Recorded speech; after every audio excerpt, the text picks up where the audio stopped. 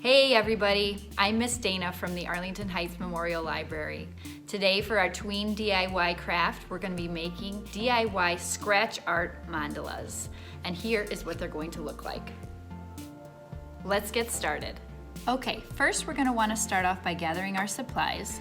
You'll need the ones that you got in the kit, which are oil pastel crayons, a paintbrush, black tempera paint, a scratching stick, an unsealed paper plate, which means it doesn't have any waxy coating on it, and some paper towels,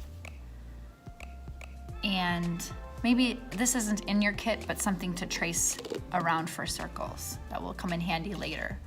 The other thing that I wanted to mention is if you don't happen to pick up our kit before you make this project and you have some of these supplies at your house, make sure you're using oil pastel crayons, because if you don't use oil pastels and you use crayons, it's not gonna do the same thing. It's gonna come out, the paint won't stick the right way. So make sure you're using the right kind of oil pastel crayons. So first what you're gonna wanna do is you're gonna take your first color of pastel crayon, and you're gonna start coloring a circle right in the middle. Then you're gonna take another color and you're gonna do a ring around that one. As thick or as thin as you want, but the important thing to make sure you do is to cover all of the white on the paper plate. And then you're gonna grab another color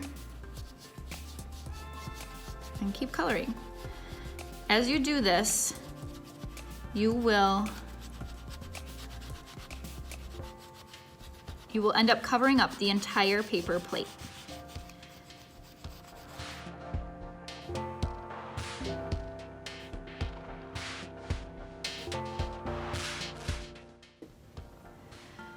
At this point, you're gonna wanna take your brush and your paint, and you're gonna apply a thin coat to the entire plate. You're gonna need to do this somewhat slowly, because just the way the paint sits on the oil pastels, if you don't do it slow enough, it might start to let the oil crayon show through. And when I say thin, I mean as thin as possible so that you're still covering up the colors underneath. You don't want it to be lumpy, because then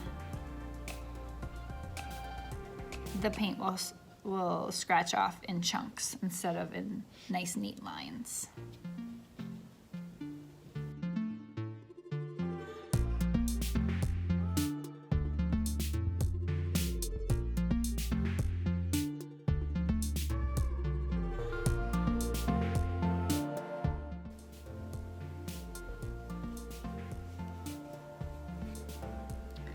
All right, there you have your completely covered plate.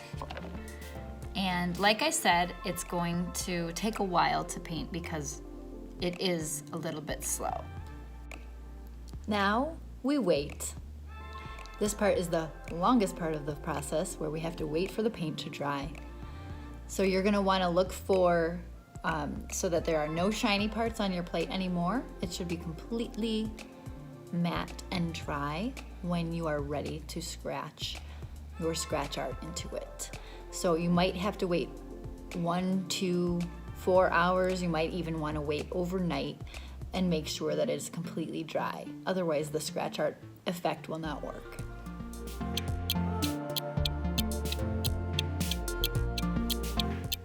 All right, we are back. I waited a whole night and now my plate is completely dry.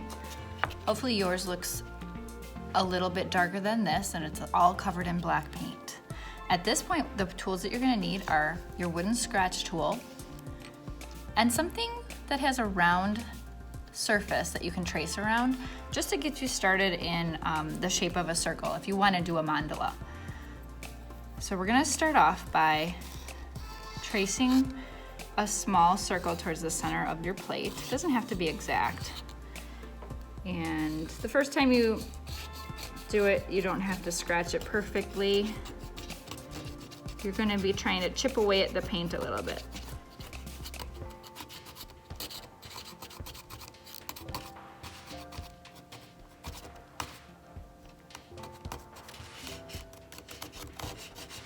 All right, now you can see I have a circle scratched in the middle of my plate. And now I'm gonna flip my cup over since it's got two sizes of circles right in the same cup. And I'm gonna do the same thing over again. And it's really cool to see the bright colors pop through the black paint as you scratch it away.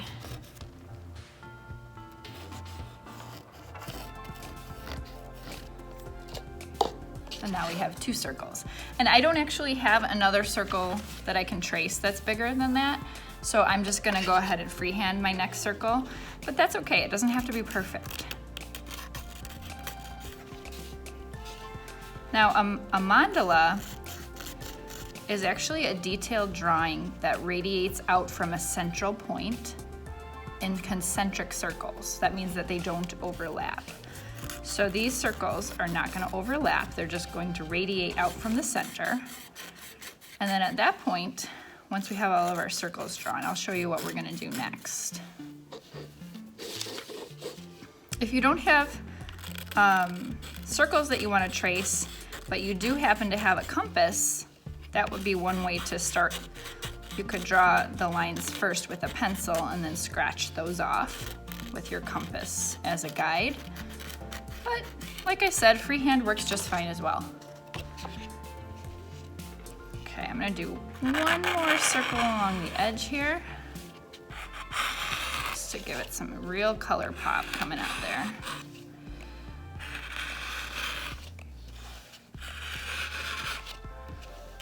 All right, so there you go, there's your circles. Now at this point, the next part of making a mandala is to draw some lines that come out, and I have this example of, a template you could follow. So I'm just gonna start by drawing a line directly across the middle of my plate, like I'm cutting a pizza in half.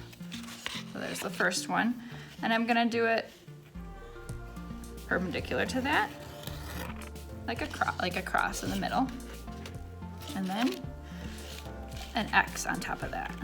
And this is just to give yourself a framework of where to draw your special details that you're going to be adding to your fancy mandala design.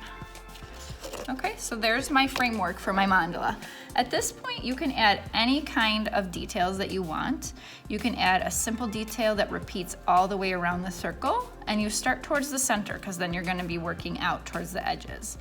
And you want to think about repeating super simple elements like lines in different orientations, simple geometric shapes, or organic shapes.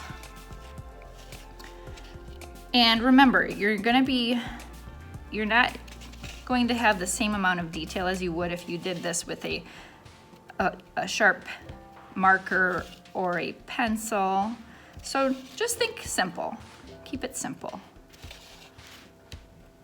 And this is the part where everybody's mandala is going to look different, because I tell you, no two mandalas can look the same.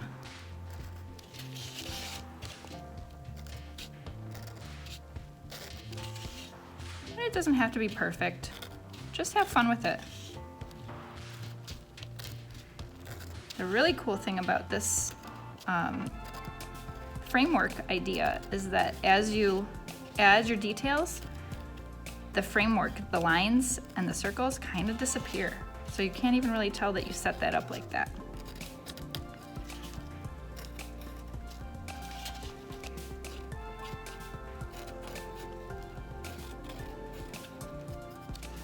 Okay, next I'm gonna do some circles.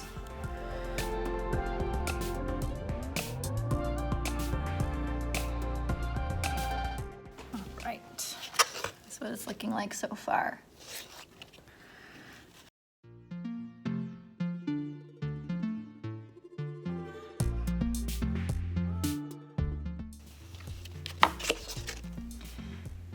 That's what we have so far, and we have about 2 more layers left. These I'm just gonna kind of keep simple. Just come do some lines, kind of like a sun. And as you're doing this, you're gonna notice some paint dust that's gathering on the surface of your plate. Be nice to your mom and dad and don't blow that all over the house. Just dump it right in the garbage as you go.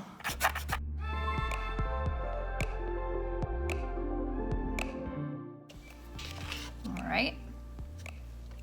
And since I actually did add some color to the border of my plate, I'm gonna go ahead and add a little design out there too.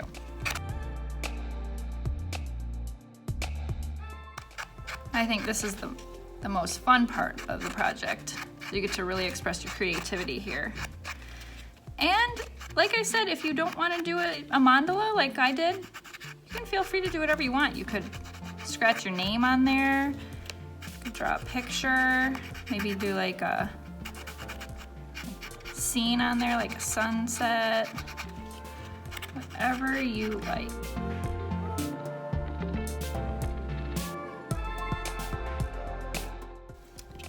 And there you go.